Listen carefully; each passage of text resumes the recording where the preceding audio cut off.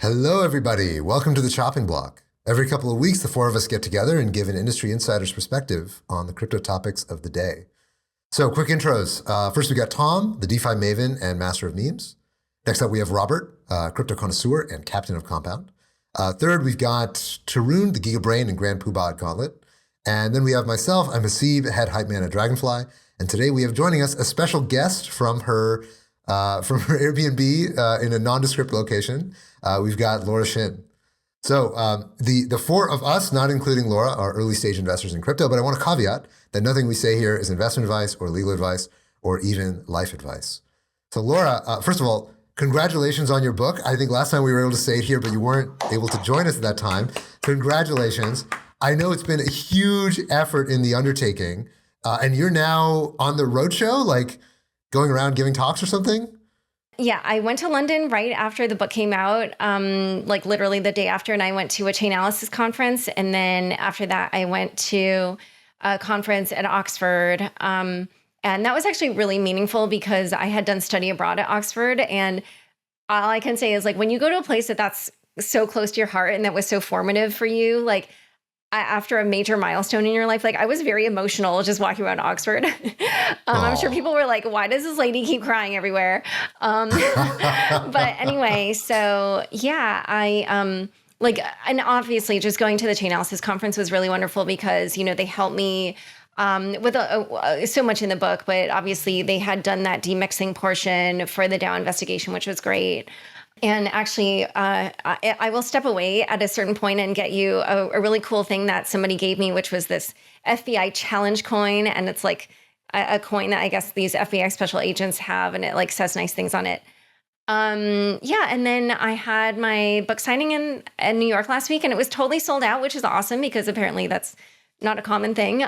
So it was great. And so many people came up and said hello. And then, yeah, now I'm in San Francisco. I have a reading tonight at the Commonwealth Club, and then I'll be in Seattle tomorrow. And there's more events coming up. But yeah, it's a very fun time for me. How does it feel? Oh my God, amazing, honestly. I mean, I just can't even begin to tell you. First of all, announcing the news about the DAO attacker on the day my book came out, that was just incredible. And obviously it was a huge boost for the book, and, just kind of, I think, really got people talking about the book, and it was just great because, I poured so much of myself into this book over the last few years. And so to be able to launch it in that way, and frankly, also I had spent so much time trying to figure out who had done it. So that was really nice. And then, yeah, I mean, just people have been saying such nice things. Like the day that I revealed that news, people were tweeting at me that I was the GOAT, which is just great. People obviously aren't usually very complimentary toward. Oh yes, thank you. That's the book. I do have a copy somewhere. Focus. Oh, here, I've got one here. Yes, I have friends who are visiting me, so this is one of their copies. Got my copy. I have to say, it is a very long book. I have not made a lot of progress in the book so far. It's been a busy week in crypto land, as we're going to talk about today. But I am incredibly proud of you. This is so awesome. And you're so sweet. Your book has been killing it. It's been like the #1 crypto book on Amazon, which is crazy given how popular crypto is. So it seems like, surprisingly, it seems like kind of nothing has gone wrong, which is also very surprising for launching something that you've been working on for multiple years. I know. I mean, between that and then the funny thing is, so you're in the middle of it, so, I won't reveal too much, but in my personal opinion, there's just so many bombshells in the book. There's just so much new stuff that I uncovered, and whole storylines that weren't even known before. And so it's just funny because this weekend, Charles Hoskinson tweeted something about my book, how it was a work of fiction, which is kind of rich considering that if you read the book, you will find out that, he has a tenuous relationship to the truth. So I was a little bit, at least that's what the people who lived and worked with him said. And, all their stories are very similar to each other. And so I was like, okay, well, I also found out that, what you claim about your education does not match what the school's records show. So I tweeted about that. And that has also blown things up. And I noticed, I think even boosted sales of the book. Because people have been tweeting at me like, oh, since you found this out, I'm going to buy the book now. And I'm like, oh, well, if you think that that's interesting, wait till you read the book, because there's like a lot more in there. So, but yeah, like I was a little bit like, that's the criticism you're going to give me? Like, if that's the criticism, then maybe you should look at your own history. I have one question for you, actually, from the perspective of, being an author and a journalist. How does it differ in terms of your process when it's like you're the secret bearer for many years and you have all these breaking stories that you have to collect until you hit some, you're like foraging for truffles, and you have to hit a certain number of truffles before you're allowed to kind of let them debut at, some fancy restaurant. Interesting analogy, Tarun. That was one thing, because, I found out this thing about Charles's education years ago, but I couldn't reveal it, obviously, until the book came out. And there were so many things like that. But it wasn't like I was holding off on publishing until I had some number of things. It was just like I was trying to get the story. Basically, that was kind of the main thing I was just after, like what happened at that time. Like, I want to talk to all these different people. I want to like make sure I kind of get all the perspectives. So I'm like getting the fullest version and the most accurate version. So really, yeah, part of it, it was a little bit hard kind of knowing like all this stuff and then not being able to talk about it, and also worrying like, am I going to get scooped? Like, are other people going to get this story and just get it out in an article before my book? So that was like a little bit of a stress. Like, and then just weird things around, when we, felt like we had an identity for the DAO attacker, that all happened at the very last minute. Like the book was like basically nearly done. And it was at the point in time where I was not allowed to make anything but the most minimal changes. And then, then it was like, okay, we're going to have to make a very big change, So we had to like push the publication date. And then, there's just like certain things, like you'll see that in the book, that section is like much briefer than what we put in the Forbes article, because since most of the book was finished, the publisher was like, you have to stick to a certain word count. And it was basically like, we're going to remove what you previously wrote about the DAO and then insert this new thing. So the Forbes article just has a lot more, because like I had more room, because they were even saying things like, oh, the more you change, it even changes things like the size of the book jacket. And like, it's too late in the process to, you know what I mean? So it's just like, there were so many downstream effects that they were just like. The original book jacket is an NFT now. Yeah, well, we didn't change it because I did stick to the word count, but there were just like issues like that. So it was great. And then of course I was like nervous that somebody was going to break the news and they were going to like find out the identity, and then they were going to just reveal it before my book came out. And like, that was a whole thing that we were worried about. And like, so whatever happened to the 10X founder after the revelations? I'm sure Robert is a big 10X whale, so I'm sure he's very interested to know. OG whale. No, I'm kidding. I mean, he sent me his denial. I haven't seen, anything else. I don't think he's released any additional statements. I did see that Mimo Capital, where he's like a co-founder, initially in their Telegram group, they like closed the chat down and they were just like, we're looking into these allegations, whatever. But then it revived a few days later and they were just like, he doesn't have daily involvement anyway. Like, he's like long, not been involved with the project, stuff like that. And so, sounds like crypto. Yeah. But the one good thing is, I haven't seen a lot of people being like, you're wrong. Like this, this clearly is, you're off your rocker or whatever. I think a lot of people recognize like, okay, the evidence is very strong. And then even like beyond just the things about like, what happened to that money and whatever, when you go back and fill in the story and you're like, oh, this was someone who was like very into the DAO. They were looking at the code. They identified flaws. They had reached out to the creators about it. They, had written blog posts about the flaws. Like, I mean, just all the things. And like, even the exact problems they were talking about were the ones that eventually had to force Ethereum to hard fork, because otherwise they would have been in DAO wars forever. He identified all that at that time. And so like, it just even made sense when you went back. So I think people realize like, okay, it makes sense like from both sides. Like, so yeah, I think that's why there hasn't been any pushback, at least not yet. So, have any of you finished the book or? Guys, have any of you finished the book? I will admit, and I'm being radically honest and transparent, that I've yet to start the book, but I will start the book. Well, you have a good excuse, which is I know you have a newborn on your hands, so I imagine you're probably not sleeping very much. Yeah, Tarun, you have no excuse. Tarun, you're just sitting there drinking beer. Yeah, he's just hanging out in his apartment, just doing nothing. A Diet Coke. I'm the one drinking beer. I have robot beer for Robot Ventures. There Oh, you wow. go. That's very cool. There's just too many math papers ahead of me. I'm sorry. That's the truth. I'm giving you radical transparency. That's what we're all about here on the Chopping Block is radical transparency. Why am I not surprised that that's Tarun's reason? And why do I totally 100% believe that reason? It's just, I have a stack of things. It's like, it's on there. It's going in my suitcase when I'm traveling so that as soon as I finish this queue, then I move into the book. But well, is it a stack or is it a queue? Is it a stack or is it a queue? That's an important question. Well, that's a great joke. That's a very bad but hilarious CS joke. No, it's a queue. It's not a stack. If it was a stack, that would be bad for book reading time. I actually think it's more like a mempool, and some of these compete with each other, and it's not a stack or a queue. Transaction fees are going up in the mempool. You're about to get ejected, unfortunately. I mean, 400-page book is a large bundle of transactions after all. Yeah. It's true. Now we're getting super nerdy. Yeah. All right, Tom, your turn for the confessional of why you haven't read Laura's book. I've been moving. I'm in New York. I've been traveling around, so I haven't been able to sit in a place and prop my feet up and read it. But it is sitting on my Kindle, so I'm looking forward to reading it. Cool. Okay. So by next time, we'll have to submit our reviews. Yeah. You Chopping Block Book Club. Chopping Block Book Club. First up is Cryptopians. I do think it would be interesting to see what each of us thinks is the most shocking revelation. Like BuzzFeed article style. Like this breaking crypto story will shock you. Yeah.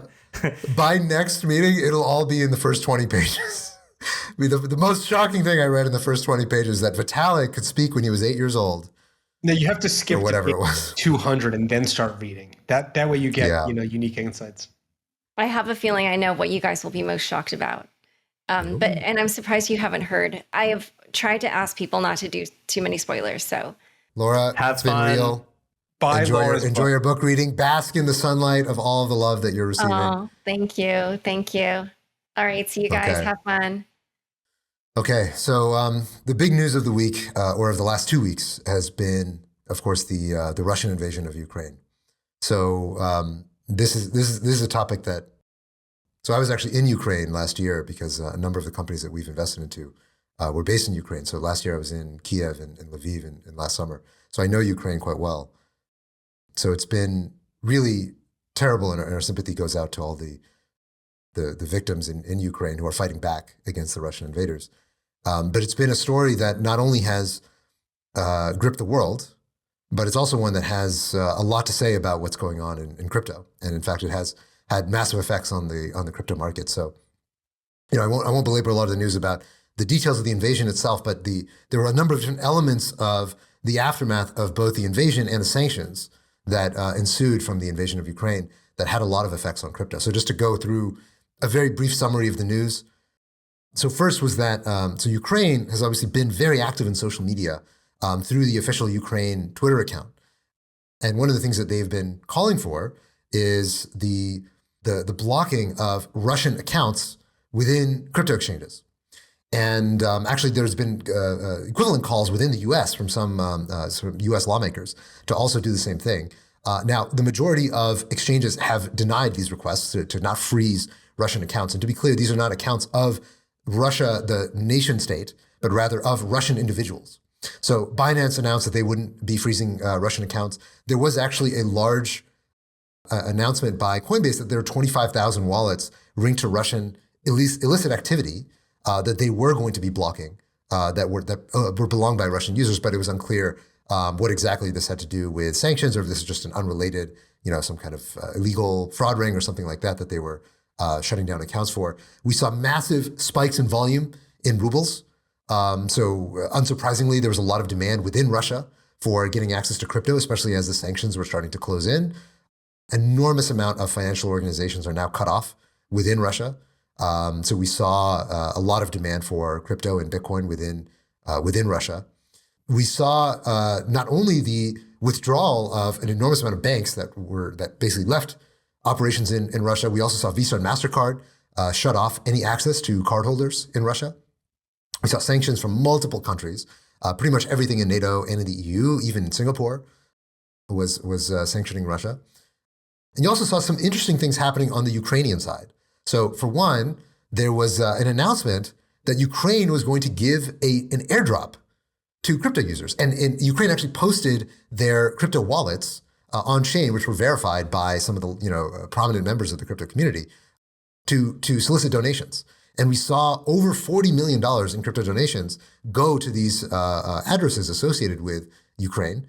We also saw there was an NFT, a number of NFT fundraisers, one of which raised, I think, like $5 million for a NFT of the Ukrainian flag that was donated entirely to Ukraine. You can see here we've got Dune Analytics up showing about 40 million in total donations between ETH, DAI, USDC, and a few other assets. Ukraine even announced that they were going to do an airdrop. It was unclear what the airdrop was or who was going to get the airdrop, if it was donated or something. They later announced they were canceling the airdrop, but they were going to be selling NFTs. And I believe right now it's not yet public, the details of all of this. So it's been basically the first crypto war that we've seen. The first armed conflict, and obviously the most major armed conflict in Europe since World War II. And crypto has had a very strange role to play on both sides, both within Russia and in Ukraine. So curious to get your guys' thoughts on what's been happening over the last couple of weeks. Tom, why don't you start, given that you are first on the list?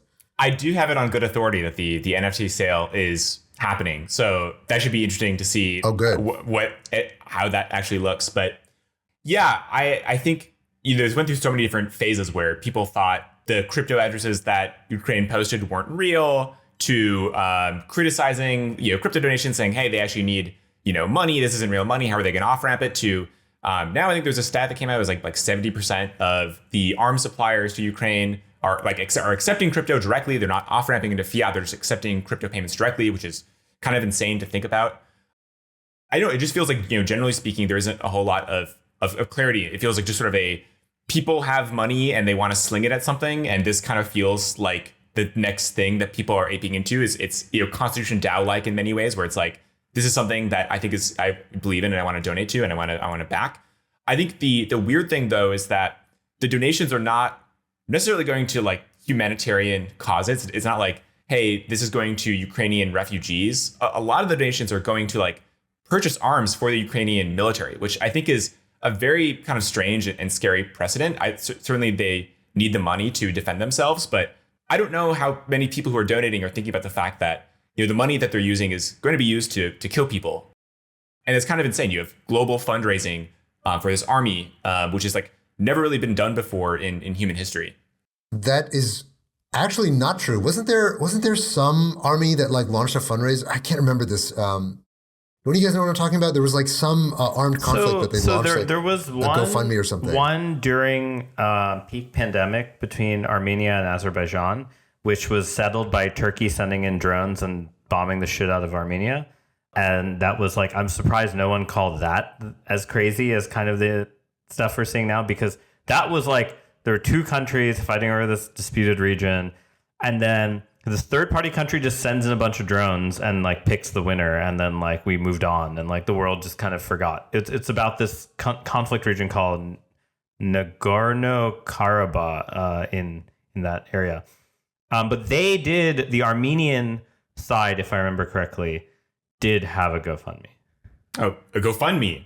I think it was a GoFundMe, and I think they were thinking about doing a NFT something. It was like right. I vaguely remember this. It was like late 2020, early 2021, but it was like a little too early. Like I feel like the OpenSea boom had just not quite taken off around the time. Like it was the Nifty Gateway days. I'm surprised that happened because there was actually a GoFundMe for crypto. This is, of course, the other classic criticism of crypto. Well, you can just do this with fiat. You can just wire in your money. You can just send Venmo. And so there was a GoFundMe to send money to the Ukrainian military, and they shut it down because they have a policy against fundraising for weapon sales. And so, it's like actually a great example of where like, yeah, there really is no other possible thing you could do here other than, use cryptocurrencies. I mean, well, what's wrong with? I mean, the reality is like almost every Western government is already using tax dollars to basically fund, a donation of arms to Ukraine. So at the margin, it's not making a huge amount of difference. 40 million is a pretty small drop in the bucket relative to the total amount of aid that's gone to the Ukrainian military. Sure, it's just very direct, and that's never really been done before. And I don't think most people who are donating are considering that. Like, I don't really think this sort of direct contribution to like a armed conflict has really been done. And it's sort of maybe a bit scary to think about, hey, maybe in this scenario, these are the good guys, this is our side. But you can imagine, this is sort of, not too far removed from the whole assassination market meme from 2016. You can imagine that this is sort of a step in that direction. I mean, I think the thing about this war and one of the reasons why it's been so galvanizing in the West is that it's like probably one of the few examples of a just war that we've seen in the last, call it 40 years, where it's very easy to identify the aggressor. There was very little provocation. Certainly, Putin invading the Donbass is one thing, but him going and trying to basically attack Kiev, the capital, which is in Western Ukraine, which is not even ethnically Russian. It's like they speak Ukrainian. They don't speak Russian there. They're more European. Like I was there. They're much. It's like a European city. Him basically going in and ransacking the entire country was just very clearly unprovoked. There was no first strike by Ukraine, and to have a conflict that's that clean and also that public. And also where, of course, Zelensky, the president of Ukraine, has been incredibly charismatic and has also very effectively used social media and the press to galvanize the world toward, wanting to come to Ukraine's help. So I think it's one of the reasons why this war feels so different relative to other conflicts in the past where, I suspect that, if I were to donate money to Ukraine, I would not be surprised that they would use it to buy arms. But I think most people are okay with that for this war relative to most other wars. I mean, especially the people donating, I think, probably believe that, right? It's not donating to an extremely morally nebulous recipient. Right. I mean, the problem is you don't know the recipient, theoretically, right? But if we assume that like it's technically who it's claimed to be. I mean, historically, there have been tons of wars funded in kind of indirect manners over the whenever people like the U.S. funded the Contras via selling weapons and doing like all this weird. It's no different than this if we squint enough. Oh, I think right? to Tom's point, though, that's a state actor, right? It's a state actor funding a war as opposed to private actors. But it's state actor doing it via these like kind of this like the tentacles of like, hey, we're like technically funding it via these weird organizations and there's many of them and they all have to somehow collude. And like this removes the coordination pressure of needing the state actor, but it kind of gets the same outcome. Yeah, but it's individual to nation as opposed to like nation to nation. Yeah, that's true. Although it's like a little bit weird because like if I think about the Argentina stuff, right, where like they took the Argentinian like warship as collateral for not paying back the bond. That's like the inverse version of this, right? In some ways. So like we've seen the other side happen. So it's like I kind of feel like you could argue that the like Elliott management heist of Argentina is like the inverse of this. And like you could probably rig the bond market to kind of like let you do this. The war bonds they're selling, I don't understand. So one thing I don't get the difference of is the difference between the war bonds, the raw war bonds, and the cryptocurrency raise. So like because like I've seen these things are like Ukraine raising $230 million war bond type headlines. Presumably that's just like Western governments buying those bonds, or can individuals and entities like that's something where I've been kind of confused about like where this is going. Like how do the corporate finances of a nation look like when they like have debt issuance plus like cryptocurrency donation and like they have to like manage that treasury? Yeah, it is a good question of like how good is the Ukrainian crypto OPSEC? Like, are they like, do they even have a multi-sig? Is it just like one dude's address? I think that's probably likely. But yeah, it does seem like, look, I mean, the crypto donations are obviously coming from retail and just random people around the world who feel passionate about the cause. It is a much easier way to donate than most other forms of donation at this point. And certainly it's more direct, right? So, if I'm looking at one of these like TV fundraisers for Ukraine, I have very little confidence that it's actually going to Ukraine or that it's not going to get chopped up into tiny little pieces and taxed along the way. Whereas if I donate to the Ukrainian crypto address on Twitter, I actually pretty high confidence they're going to go turn around and, buy AK-47s with that, which is in a way, it's like a great endorsement for crypto for use cases like this.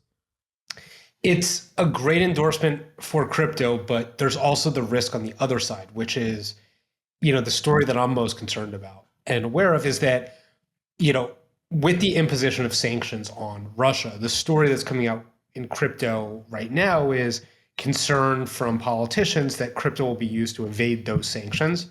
And it's serving as a catalyst or a justification to impose draconian restrictions on crypto exchanges, et cetera. And I think it's probably the most important sort of, reaction to what's happening with crypto is that, yes, crypto is being used in new and exciting ways.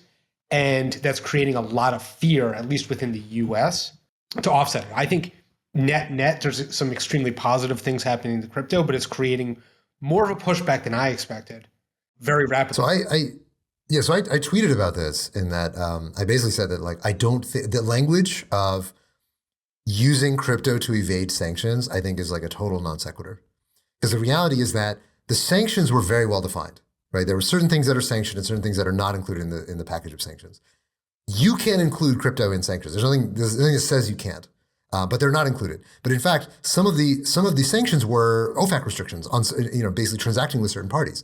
And whether you are sending dollar bills or whether you're sending crypto, OFAC restrictions are universal. It doesn't matter what you're transacting with. So there are parties that are now on the OFAC list that you cannot transact with that are, I think they're all Russian banks, right? So you cannot transact with these Russian banks and Russian state-owned enterprises, whether you're using crypto or not.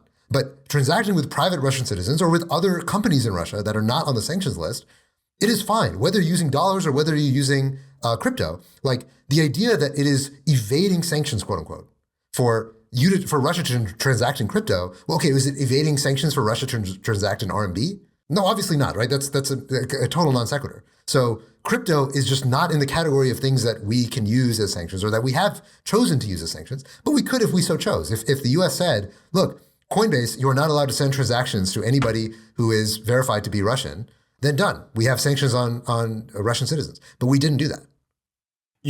It also, I think, ties back a little bit to the whole Canadian trucker, Bitcoin thing in some way where it they also got deplatformed. And actually, Joe Weisenthal from Bloomberg had a good piece today talking about how, all these opportunities, not that, I think also I think the Treasury put out a piece saying it's not even really technically feasible for Russia to meaningfully, conduct business using crypto as it is today. But certainly something like this, these crowd funds, it's the more crypto sort of plays to its strengths by basically creating this independent, financial system and sort of do the thing that it's supposed to do.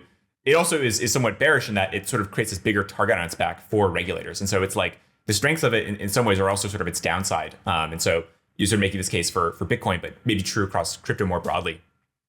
Yeah, I mean, beyond the obviously enormous humanitarian costs that we're now seeing as, we have north of 1 million, I think 1.5 million refugees now across Europe as a result of the invasion of Ukraine.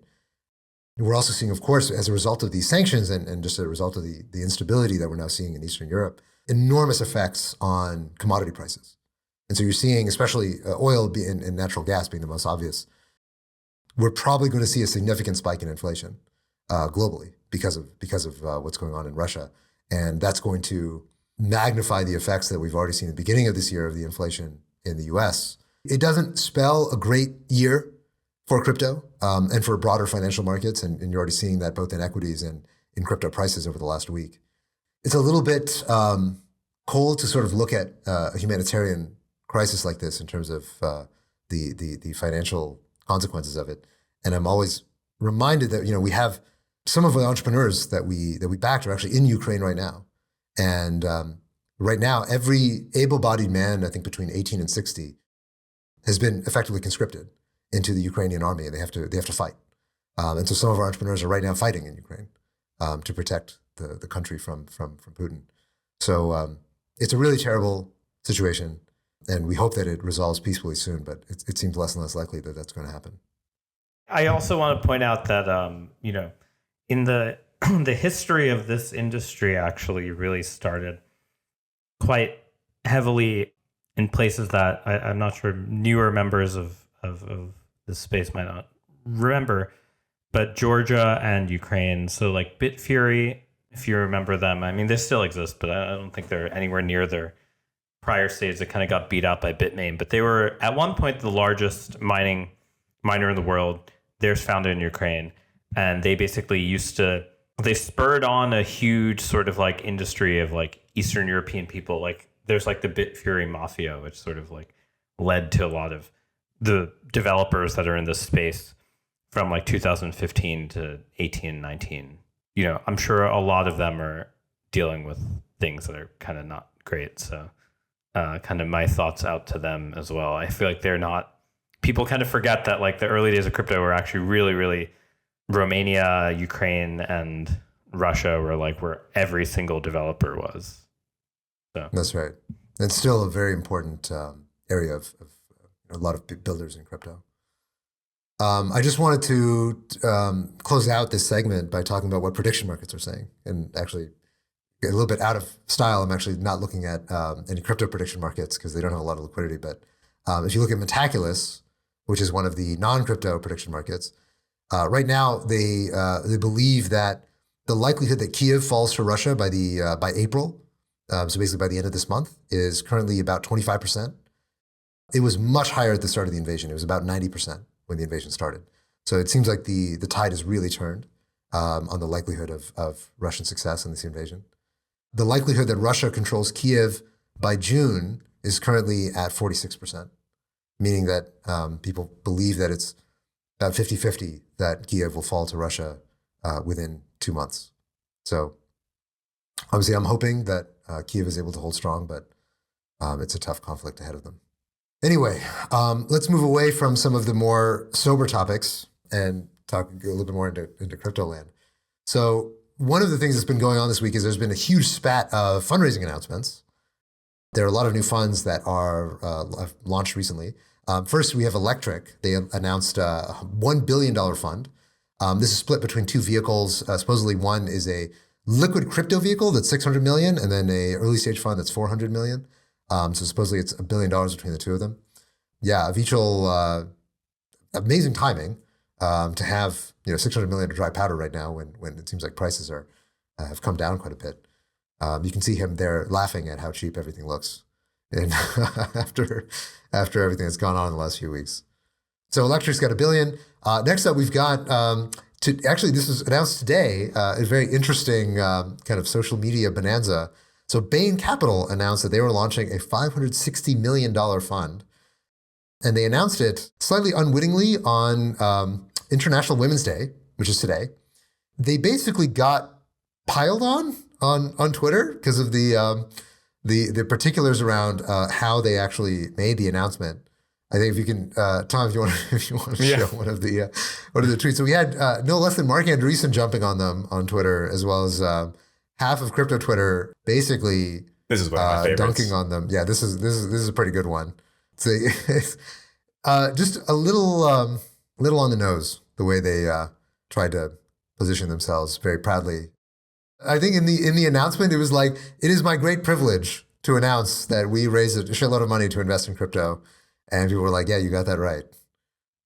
All that being said, obviously it's still a lot of money coming into crypto from top of funnel, even if it's not people buying Bitcoin and Ether on the public markets. We've got VCs to the rescue to come in and bid up private deals. So I don't know, how are you guys seeing the huge influx of capital coming in? You forgot about Golden Tree, which is another $600 million fund. That's right. Avi from Block Tower is going to run Golden Tree $600 million fund. Of course, we've got Andreessen's $4.5 billion fund that's in the works. My understanding is that that's being fundraised right now. I believe Katie Hahn's fund, which is $1 billion between an early stage and a growth stage fund, is also closing.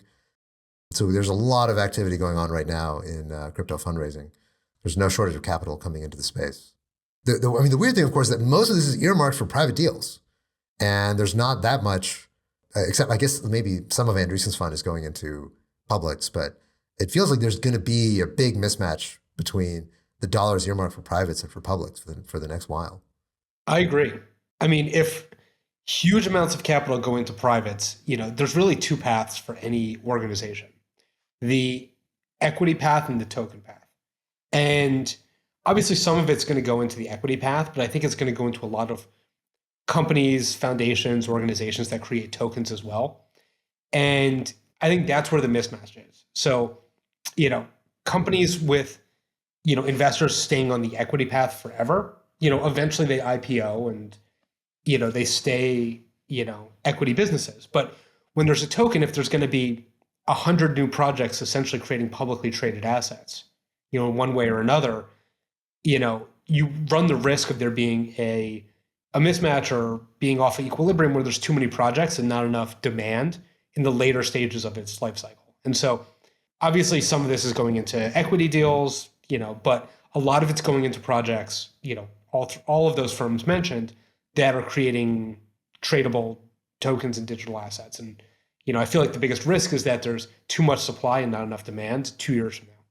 I actually think the question is like, are these funds structured in a way that they can like hedge fund style, like I guess like the original paradigm fund kind of be able to do venture deals plus liquid tokens and move between them seamlessly? I suspect that that's not true because a lot of them are raised as venture funds, as far as I can tell from filings and stuff. But it does beg the question of like, will there suddenly be also this like a difference in like liquidity terms where people want like token warrants that like go liquid faster or stuff like that? Like, I think that's going to be the interesting thing to look at is like, will teams that make tokens have to deliver tokens to investors way faster than right now? Because these investors have these like kind of vehicles that have a certain amount of time that they have to return by. And then if they do that, then like they just need the liquidity as fast as possible. And then that might be like bad for the market to Robert's point, supply wise. Or you see the opposite, right? So if you have 10-year vehicles, they don't need liquidity for 10 years, right? And it goes the other way, where the pendulum swings towards there's no liquidity upfront for the founders, for the investors, whatever, where the market demands or the market expects that, it becomes liquid over a much longer and slower period of time. I think, Tarun, you mentioned Paradigm Fund. And, I think the difference between like now and 4 years ago is you can't, fill up a big chunk of the fund with like Bitcoin or Ether and, expect to take, 2 on 20 on that. Now people can just go out and buy that directly. And so if anything, it's like, you can't just compare like the numbers that we're seeing apples to oranges compared to 4 years ago. If anything, these are like larger because they're explicitly bookmarked for like early private venture. And so it's just like a lot of money going into the market. Yeah, although you see things like Andreessen buying a ton of Lido and putting a ton of ETH into Lido last week. And I feel like that suggests to me that the structure of these things does allow for some liquid purchases. And it's not like this is maybe they're raised as venture funds, but the docs probably have some kind of caveat that like allows people to do some form of trading that's like low frequency enough. Well, there's nothing about a venture fund that disallows you from trading. It's not the most ideal vehicle for it, but Andreessen, I think all of their funds have been able to buy tokens OTC, in the open market. Yeah. It's more annoying from yes. I mean, it's not your team is generally not built for that, but like you totally can.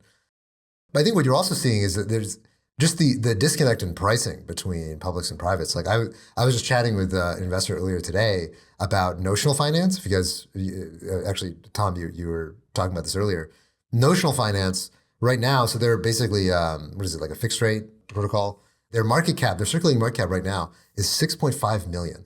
And they have 500 million TVL, 75 million fully diluted market cap, right? Just like a hot seed round is getting done at 75 fully diluted. Whereas this is like a protocol that has 500 million TVL. So that being said, it's not just positive to just point out one protocol that doesn't have a high valuation, but it goes to show that there's just a massive disconnect in supply and demand right now for what you see in privates and what you see in publics. Yeah, agreed. I think, it's not just supply and demand. I think investors are also thinking about EV and they have, many years to deploy. And I think if the EV of doing these private deals continues to go down as public markets draw down, private markets are going to shrink as a result, or we're just not going to see as many deals getting done. Like things just aren't going to clear. I mean, the only real answer is that like prices have to go down and ownership has to go up, right? And like these things have to become more and more sort of VC coins where VCs own a larger and larger chunk. Otherwise, they just can't put the money to work. Other than that, I don't really see a way that this capital can get absorbed, given where prices are and how how few private deals there are that can really absorb large amounts of capital and stay fully decentralized. Last time in 2018, this led to the equity bonanza boom of funding equity, not token related crypto companies, right? And I suspect we'll probably start seeing kind of a switch in that. I kind of remember sort of Electric kind of claiming that something was actually wrote something in their blog post announcing the fund to be like, hey, we're going to start doing more companies, less tokens, or not exactly that, but like it had that sort of intonation. And I wouldn't be surprised if that's what they told LPs, that like, hey, we're like entering the new phase of like companies need capital for being in crypto, not just tokens. I mean, I think you're already seeing it. I'm not picking on companies like Alchemy, but like you have companies that have absolutely bonkers valuations, for their traction and revenue, like Alchemy, because they can absorb and soak up a lot of capital, from investors. And it's a, palatable, politically correct company, right? Where it's like, there's no token risk. It's like, yeah, you can shove hundreds of millions of dollars into it at increasing valuations, and the valuation can get really in front of the traction. And I think you're already seeing that. Yeah. Who's the last buyer? That's the hard part. Yeah. Eventually it has to be an IPO. Yeah. Well, Silver Lake, who's very famous for looks at watch buying Skype. They've done some great deals though. They've done some great deals. I think they made a killing off Airbnb. Yeah. I'm just pointing out that Right. Sure. Yeah. Right. But like when private companies with like modest revenue are trading for like $5 billion, like you should be worried. Yeah. Yeah. To be fair, though, the ML boom was no different. Like, I remember seeing price to revenue on some of these self-driving car, not even just self-driving car companies, just like perception AI no revenue. companies. None of them had revenue. Well, they all would like sign an LOI and claim that was revenue. But yeah, let's ignore let's ignore all the growth hacking tricks. I mean, Alchemy is very different because it's just like a very easy to underwrite business, right? You get customers, you advertise, you like get them in, you have SaaS pricing. I mean, for all of these staking service providers, right? Like at the $1 to $10 billion range, right? Like Blockdaemon was like 3 something, Figment's like 1.6, whatever. Let's just pretend that they dominate and AWS has to buy someone. Would they actually buy them at that price? Like that's that thought experiment's the one that kind of confuses. No, they would build because they have the technology is able to be built, right? Also, all of those people use AWS, so they just can easily snoop on their traffic. That would be what I would do if I was at AWS, right? I doubt that AWS would build, but they don't need to buy the leader, right? That's the problem with all these staking providers, that they're basically all the same product, right? It's very fungible. It's very replaceable. It's just a matter of the overall security and the kind of balance sheet that's backing them in case they get slashed or they mess up. So if AWS needs to buy somebody, they don't need to buy the biggest player. I don't know why you would. You don't really need to. Yeah, Amazon should buy Lido tokens on the open market. That's the answer. That's probably disclosure of Lido investors. Yeah, we are actually. I think all of us are Lido investors. So it's a tricky situation, and I think for us, I think probably the way that we want to be playing at Dragonfly, the investing over the next year, given the mismatch in supply and demand of capital, is just one, staying out of the U.S. Where you're seeing these things getting done at north of 100x revenue.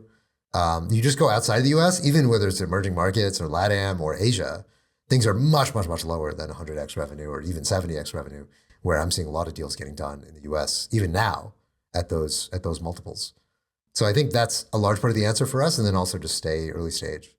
Because if you're early stage enough, then seed always works. No matter where you are in the market cycle, seed always works. Doesn't necessarily make as great returns. All the big gorillas are coming down to seed. They can't. How are they going to? That's what they're proclaiming. Let's put that. Yes, that is what they're proclaiming. But listen to the economics, right? If a seed bet is a basis point of your fund, it doesn't doesn't make sense. You're not going to be spending. Well, then you spray and pray at 1,000 of those. Right. The question is simply, can your brand withstand that? Right. Are you going to keep winning those deals when people know that you're just spraying and praying? It eventually catches up to you, right? It takes some time for the market signal to propagate. But eventually it gets there, right? You don't give your seed round to Silver Lake. It just doesn't, it's not how it works. And eventually that signal catches up. That's my view. Anyway, let's move on. So another big news item of the week is Andre Cronje, Andre once again rage quit, supposedly this time for the final time. He announced a sunset for all of the projects that he's been responsible for. Great illustration. I gotta love Cointelegraph. Gotta love Cointelegraph. Always on it. Always on it. Just the great graphics. So so obviously associated with Yearn, although he hasn't been active on Yearn for quite a while, supposedly, according to Banteg. Also involved in Phantom, also involved in Solidly. A lot of the projects in the Andreosphere have tanked in price since the announcement of his defection. How do people feel about the Andre rug pull, as it's being called? I view it as a rug pull. I mean, the dude has, according to people on Twitter, amassed like $1 billion of wealth for himself and is leaving with no sense of responsibility towards. I don't know if you're going to be able to sell that much MIM and Abracadabra. Just as a heads up, I don't mark to market on that one. Yeah, well, even if you're not marketing to market, I mean, I think it's, probably one of the most legendary figures in all of DeFi, not crypto, right? But DeFi history, like the most legendary marketer of new projects. He's started so many projects. He's a genius in so many ways, right? Like, and I have a lot of respect for him in so many ways, but I feel like this was almost an inevitable end state, which is, after Project 8, you just call it quits and ride off into the sunset with $1 billion and that's it, I don't know. I mean, obviously I have immense respect for Andre. I think Yearn is great. And I think, the whole YFI distribution and giving away was, incredible. And there's very few people who I think have, his kind of character and building chops, frankly, just in terms of like shipping ability. But I will say, maybe I'm not in the Andre fan club in that, like, the tough part in building products is not shipping something, right? It's not, I mean, that is tough alone, but it's like finding product market fit and iterating and building something that's sticky. And I would say very, very few things, basically nothing, frankly, outside of Yearn has had that Andre has produced. And it's and you got to give Banteg all the credit. And yes, I agree. And others for 100%. Yes, that's Yearn right. is That's true. right. Yearn is substantially better than when it lost. Speaking of our Russian and Ukrainian projects, like Yearn is like all of these people, it's like 50 people in Russia and Ukraine for the most part. Yearn is not Andre. Yearn is a huge team of incredibly skilled people. It's people who took it over from Andre, right? Andre sort of basically orphaned Yearn. Anyway, I'll just say, like, that's really where I think the true entrepreneurs are made, is in like grinding it out and sticking it out through many different iterations of the product until you find something that works. And it's pretty easy to just launch a bunch of stuff and then bail when you don't get product market fit. I think that is like not as impressive. Yeah, look, I wouldn't say I'm an Andre fan nor an Andre detractor. I feel for the guy. I can imagine how difficult it must be to be in that position where you're constantly getting pulled in so many different directions, and you've got the internet yelling at you no matter what you do. And he's been very public about his emotional experience being a builder in DeFi, and I feel for the guy. But I also feel like this was not the most responsible way to go. I get it, and I can't fault a man for, following his heart and his conviction, but it does suck to see someone leave that way. I may be more sympathetic than everyone else here, but I do think Phantom was kind of a very ill-fated experiment to actually follow through on the promises that were made there. I think was way above what exactly what he were wanted the to. Promises for Phantom? I'm not super clear on that. To be what AVAX is. Here's my conspiracy theory, okay? And this is the extremely bearish take on the situation. Phantom presented itself as an opportunity where there's basically an unused blockchain, and Andre saw this as an opportunity to, as a magnet, bring users and bring activity to Phantom when Phantom was unloved, unused, and extremely cheap, right? So it's like his ex-die. Yeah. And he basically was able to create the entire Phantom ecosystem himself, essentially. So like Phantom should be extremely grateful to him for that. I saw one incredible chart this week that during the mania of Andre quitting, transaction volume on Phantom exceeded that on Ethereum for a brief moment in time. That was the Geist launch. Yeah. Like if you asked me a year ago if Phantom activity would exceed Ethereum activity ever, I would have laughed at you, right? But that was made a reality, and he single-handedly created that. Now, selfishly, did he probably profit from that massively? Yes, absolutely, right? he basically probably owned a large portion of Phantom before being the sole magnet to bring users and activity and transactions to it, right? And the sole champion, to be honest. He was like basically the loudest champion and developer that the entire chain had, like by 2 orders of magnitude, right? And that succeeded. And Phantom today is like, what, top 20? I mean, it's crazy. I don't think it's top 20 anymore. Right. Maybe not anymore. Maybe it's, yeah, it's 39. It's very not top 20 anymore. Now it's 39. Yeah. But like, it's still a $4 billion blockchain that was a like $100 million blockchain not long ago. Look, like pre-Andre. We all can agree that the Andre is like a genius. He's a genius at activist investing. Phantom was like probably one of the greatest active investing coups that we've seen in crypto, period. Agreed. But it shows the danger of having your reliance on a single person, especially when that person is not, kind of tied to you the way that a founder might be, right? Because Andre sort of adopted Phantom. And if you adopt, a blockchain, you can just as soon drop it. So, the one big difference between Phantom and AVAX is that, AVAX has, Goon, who's one of the co-founders of AVAX. Goon is not going to rage quit, right? Goon is not going anywhere. He's tied to the hip to that thing.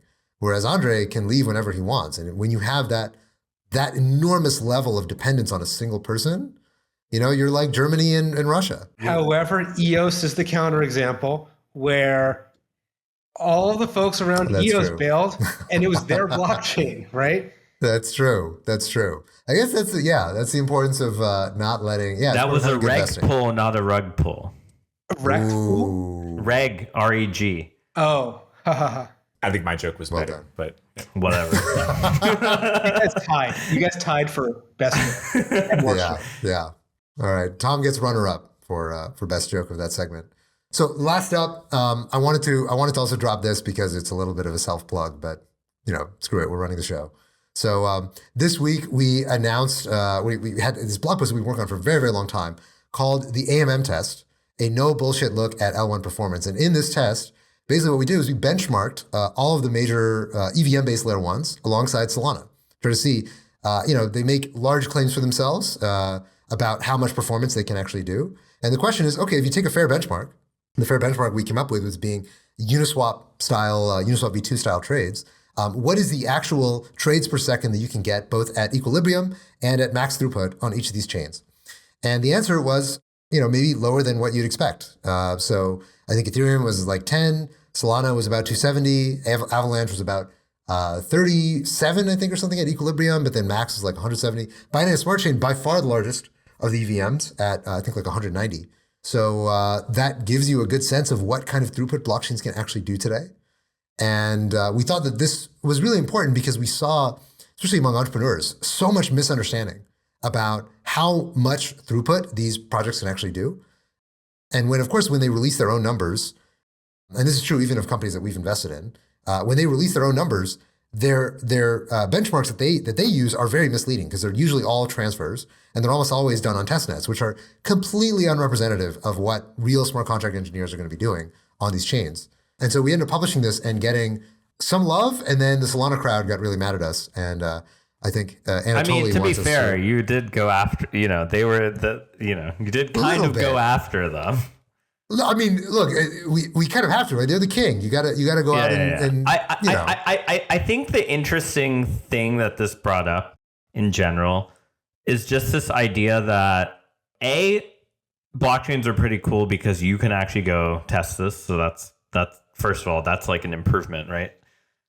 You can test this without you committing a ton of resources versus like if I want to measure some like SaaS startups claim on AWS, it's like a lot more nuanced to actually be able to do that. And in fact, there are companies that do that for you, and then it's interesting. There's going to be a bureau of weights and measures for blockchains in like 20 years. Yeah. Well, it's going to be all the funds who are like invested in one blockchain, so I'm not doing it. But like kind of like this. This seems like to be the way I would expect it to play out.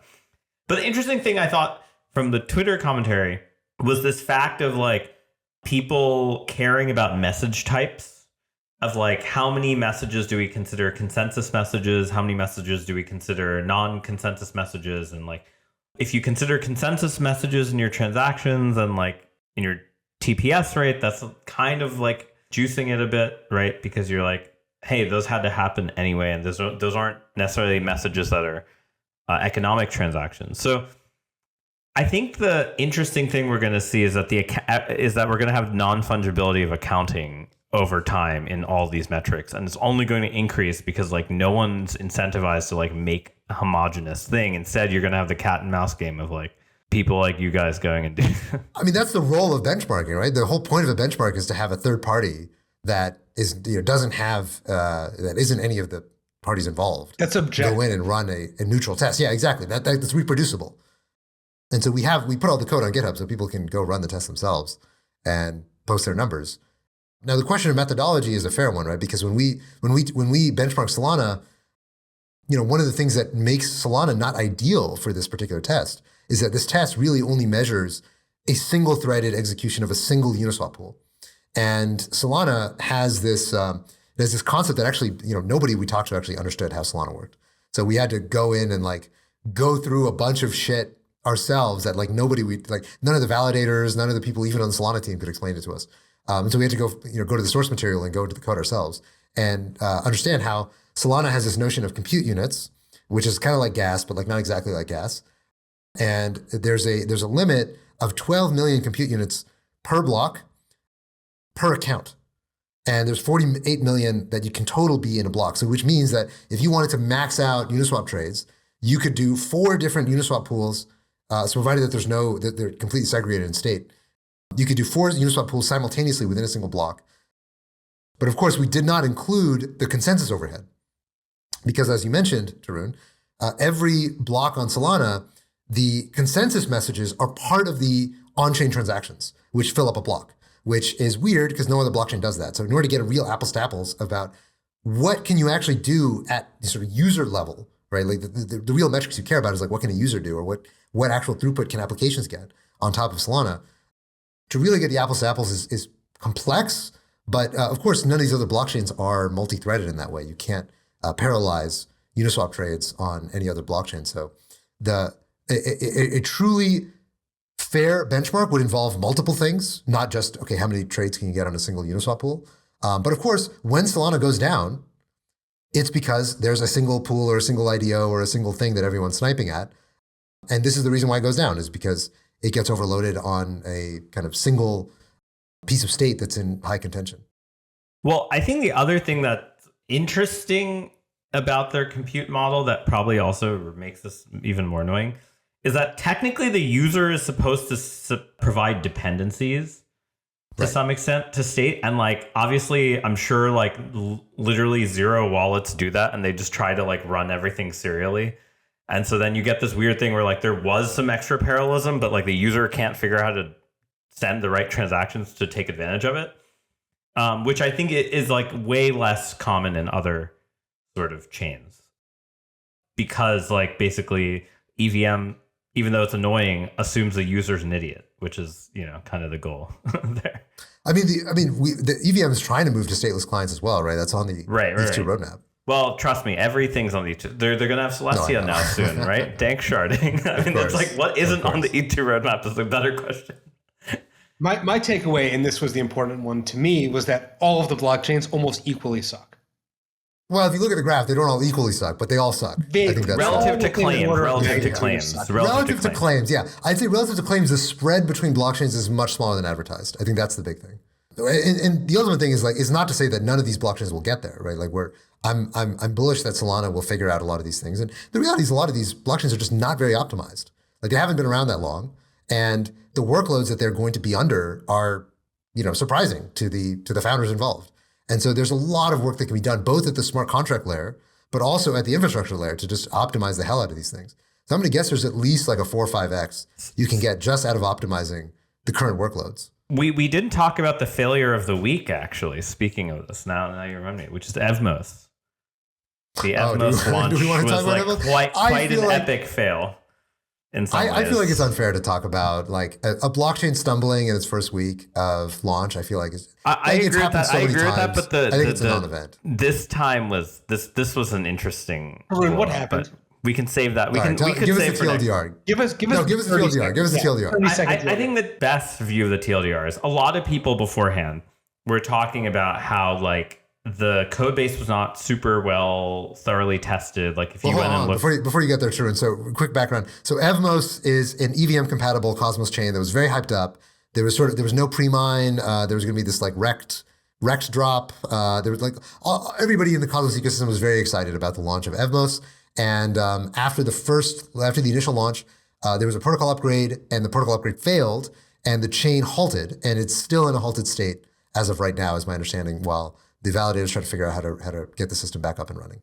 Yeah, that's a pretty good summary. I think the main thing that has been its issue is that degens are still trying to like they're having this problem where like the validators are trying to restart the chain, and within 2 seconds, there's 5 million transactions trying. It's like kind of like the Solana restart problem, except at Genesis. Like it's a lot harder to have that happen like right at birth. And it's sort of a little bit weird. I mean, there is this kind of interesting thing if you compare like validator communities and like say Solana to like, or AVAX to like Cosmos. There's a lot more DIY validators and a lot more sort of like, it's a just more diverse set of validators, if we're going to be honest. And like the cat herding to get this kind of off the ground is a little bit crazy. And I feel like they really rushed the launch because they hyped up the drop and they didn't do a lot of testing. Like their testnet was like live for like 3 weeks, 2 weeks. It was a very short testing period because they like hyped up this drop where like anyone who'd ever been sandwich attacked on Ethereum would automatically get a ton of Evmos. You know, my real question is there going to be a wrecked squared drop? Like if I got wrecked on the wrecked drop, do I get another? That's solid. You should launch a fork that has a wrecked squared drop. I mean, I wish them all luck. I feel like if they just didn't hype it so much, it would have been easier to like launch this thing. And now they're instead like there's like this bot army ready to try to collect all of the drops. And so it'll be a little bit dicey, I think. For ironically, their attempt to reward people for being victims to MEV has now made them a massive victim to MEV. They should have tried to do it on the testnet. Like test the rec drop out first on the testnet before going straight to prod with it. I think that's the thing because it's like it's a novel mechanism, and it's worth kind of like making sure it works first. How do you actually prove that you were sandwich attacked on Ethereum? Do they just have a snapshot? They just did a snapshot. All the addresses? They did a snapshot, okay. But the problem is it's like part of their consensus that you can claim it. So like it's like a consensus rule that's like built in. So I see. It's like very tightly coupled in a way that is not great. So got it. But I think it'll be interesting. Like the Cosmos ecosystem is interesting because it's like grown so much organically without any bridges. Like it's basically impossible to get from ETH to Cosmos without going through Luna. And you know, going from ETH to Luna to Cosmos is like a nightmare. Without any bridges, you say. It's a little strange that like Cosmos has been so successful without bridges. I thought the whole idea was supposed to be the interoperability network. Well, no, sorry. Without bridges to ETH to get people's capital over. I mean more like, hey, you know, when you grow these ecosystems, you need to be able to like let people onboard their capital from other places that they have it, right? No, I'm being facetious. Yeah, we were early investors in Cosmos, and you know, I love the Cosmos vision. I think they've done very well, but I'm still a little bit mystified at what's really going on in the ecosystem because it does feel like a lot of face planting that's been going on in the last couple months, but it seems the momentum behind Cosmos is really, really strong. Yeah, I do think the IBC user experience is 100 million times better than the bridges. Like it is just coherent. I think the real problem is the Luna actually has made its own little territory that like, you know, tries to make the UX difficult for some of the Cosmos wallets. Yeah, but ultimately, when most of the value is outside of Cosmos, that is where IBC really struggles. Is when you're outside of the kind of Cosmos walled garden. Anyway, we're over time, so we should call it here. Thank you everybody for tuning in again this week, and we'll be back in a fortnight from now. Thanks everyone.